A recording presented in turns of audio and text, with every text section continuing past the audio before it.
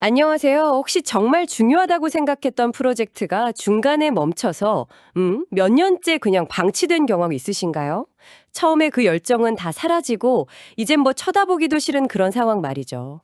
오늘 여러분이 보내주신 자료들은요, 딱 그런 상황에 처한 한 공동체에게 던져진 메시지, 바로 구약성경의 스가랴서에 대한 해설서들입니다. 2500년 전 이야기인데, 왠지 남의 얘기 같지가 않더라고요. 정말 그렇죠. 이게 단순히 오래된 종교 문서를 그냥 해석하는 작업이 아니에요. 거대한 실패랑 무력감에 빠진 공동체를 어떻게 다시 일으켜 세우는가. 뭐랄까 일종의 재건 심리학 보고서라고도 볼 수 있습니다. 그래서 오늘 저희의 목표는 스가랴가 던진 메시지의 그냥 표면적인 의미를 넘어서요. 그 메시지가 어떻게 절망에 빠진 사람들의 마음을 움직이고 또 행동하게 만들었는지 그 동력의 비밀을 한번 파헤쳐 보는 겁니다. 좋습니다. 그럼 먼저 그 절망의 현장으로 시간 여행을 좀 떠나보죠. 기원전 520년 예루살렘인데 상황이 얼마나 안 좋았던 건가요? 바빌론 포로 생활 끝내고 돌아온 지 벌써 18년이나 지났다고요. 귀향의 기쁨은 뭐 이미 다 사라졌을 것 같은데요. 18년, 그 시간이 핵심입니다.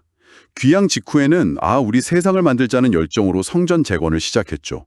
그런데 뭐 외부의 방해, 내부의 경제적 어려움 이런 게 겹치면서 공사가 고작 2, 3년 만에 중단이 돼요. 아, 그렇게 빨리요? 네. 그리고 무려 15년 넘게 그 폐허 위에 중단된 공사 현장이 그대로 방치된 겁니다. 와, 15년. 매일 그걸 보면서 출퇴근하는 사람들 심정이 어땠을까요? 아마 깊은 패배감, 심지어는 자기 혐오에 빠져 있었을 겁니다.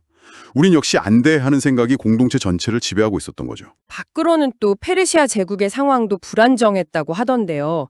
고레스 대왕이 죽고 다리우스 1세가 쿠데타로 막 즉위해서 제국 전체가 어수선한 시기였잖아요. 그러니 우리 같은 작은 지역에 누가 신경이나 쓰겠어 하는 무력감이 더 컸겠네요. 정확합니다. 안팎으로 정말 희망이 보이지 않는 상황. 바로 그때 학계와 스가랴 이 두 선지자가 등장을 합니다. 학계가 일어나서 다시 벽돌을 쌓아라. 경제가 어려운 건 너희가 성전 재건을 멈췄기 때문이다. 이렇게 아주 직설적으로 외쳤다면 스가랴는 좀 더 깊은 곳을 파고들었어요. 아, 문제의 본질을 다르게 봤군요. 네, 이게 돈이나 정치 상황의 문제가 아니라는 거죠. 15년간의 실패로 완전히 무너져 내린 백성들의 내면, 그들의 영적인 자존감의 문제가 있다고 본 겁니다. 아, 그래서 스가랴서 전반부, 그러니까 1장에서 8강까지가 그렇게 특이한 거군요. 갑자기 하룻밤 사이에 8개의 환상을 봤다는 이야기가 나오잖아요. 읽으면서 이건 무슨 초현실주의 영화인가 싶었어요. 이미지가 너무 생생하고 어떨 땐 좀 기괴하기까지 해서요. 그렇죠. 이건 논리적인 설득이 아니에요. 충격적인 이미지, 즉 시각적 충격 요건을 사용한 겁니다. 완전히 지쳐서 어떤 말도 귀에 들어오지 않는 사람들에게는요. 강력한 이미지가 더 효과적일 수 있거든요. 그리고 이 8개의 환상이 아무렇게나 나열된 게 아니라 공동체의 심리 상태를 치유하기 위한 아주 정교한 순서로 배열되어 있습니다. 그 순서가 궁금한데요. 첫 번째 환상이 4개의 뿔과 4명의 대장장이 이야기죠. 이게 어떻게 시작점이 되나요? 가장 먼저 필요한 건 우리가 실패한 게 우리 탓만은 아니었다는 위로거든요. 여기서 넷뿔은 유다를 짓밟았던 주변 강대국들을 상징해요.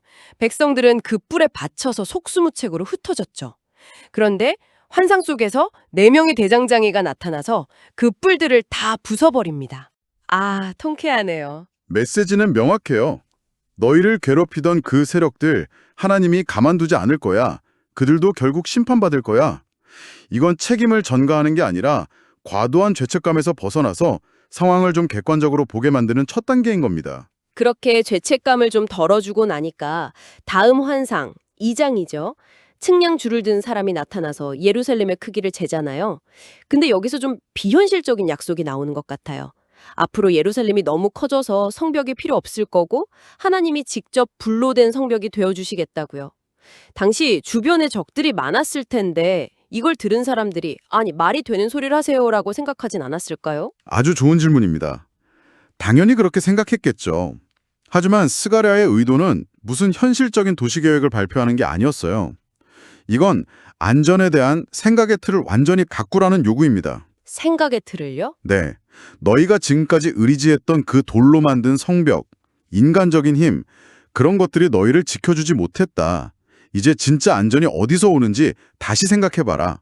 즉, 안보의 패러다임을 인간의 능력에서 하나님의 보호로 전환시키려는 아주 근본적인 메시지인 셈이죠. 알겠습니다.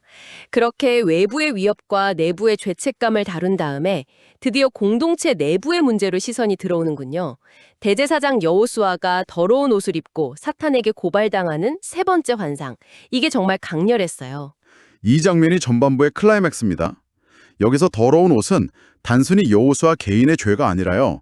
공동체 전체가 뒤집어쓴 그 15년간의 실패, 수치심, 죄책감의 총체입니다. 아, 공동체 전체의 죄. 그렇죠.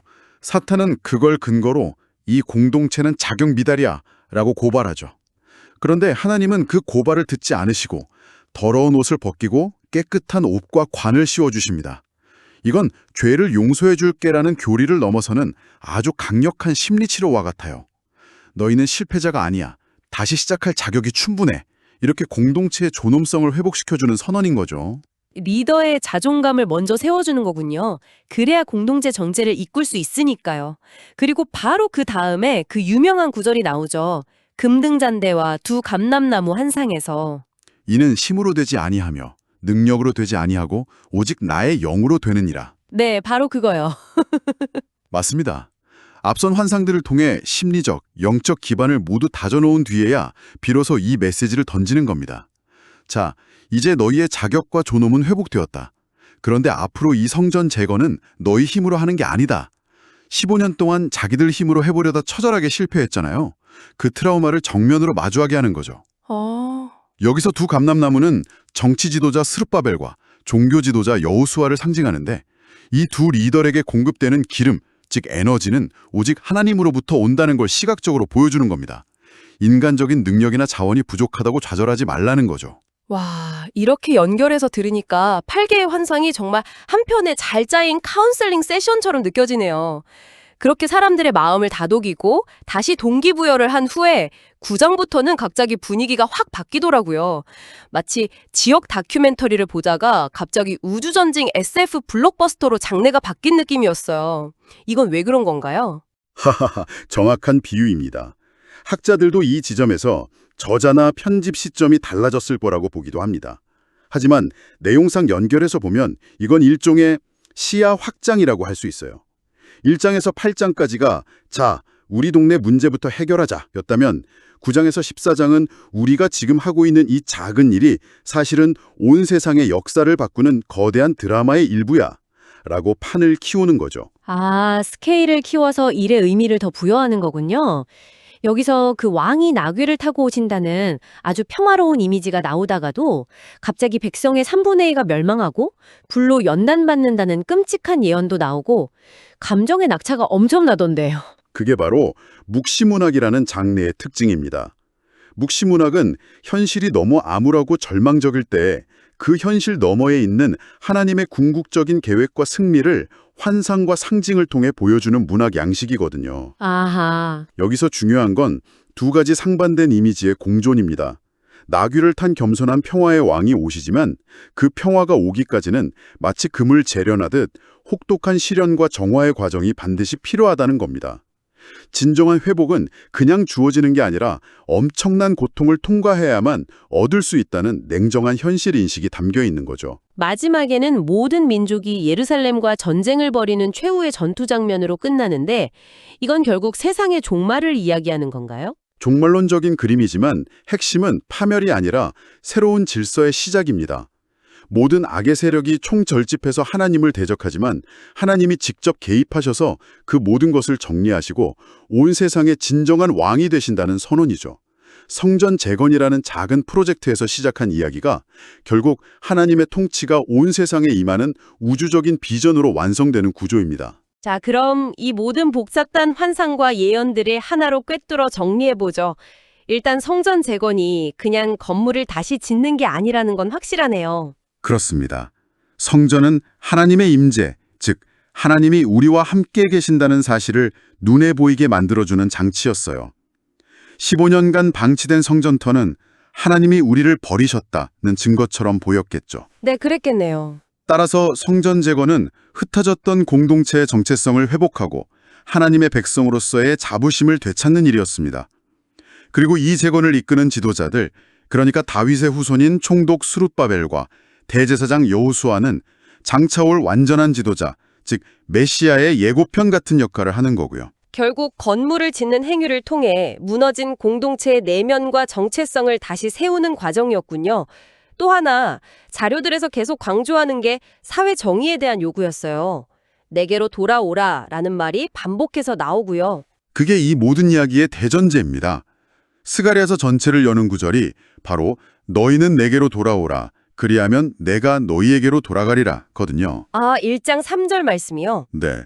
하나님이 원하시는 건 화려한 건물이 아니라 백성들의 마음이 하나님께로 돌아오는 겁니다.